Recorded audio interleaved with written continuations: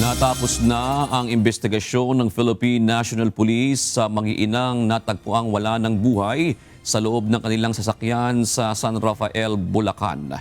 Ayon kay PNP Public Information Office Acting Chief Colonel Allen Reyco, na isumiti na ang resulta ng investigasyon kay PNP Chief General Jose Nartates Jr. at maging sa pamilya ng mga biktima. Gayunman, hindi na nagbigay ng iba pang detalye ang PNP, bunsod na rin ng hiling ng pamilya na igalang ang kanilang privacy. So natapos na po ng Police Regional Office 3 ang kanilang investigasyon, and it was already submitted. Yung report, final report was already submitted to the Chief PNP. At ang ating pong mismong Regional Director sa PRO3 ay nakipag-ugnayan na rin sa pamilya at nagbigay na po ng initial na report. Ngayon sa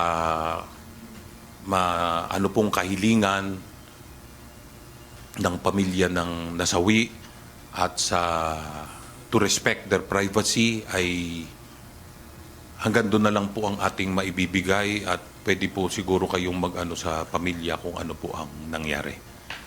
Ang 31 anyos na ginang at ang dalawa nitong mga anak na 9 at 4 na taong gulang ay nasawi ng pagbabarilin sa loob ng kanilang sasakyan noong Biyernes.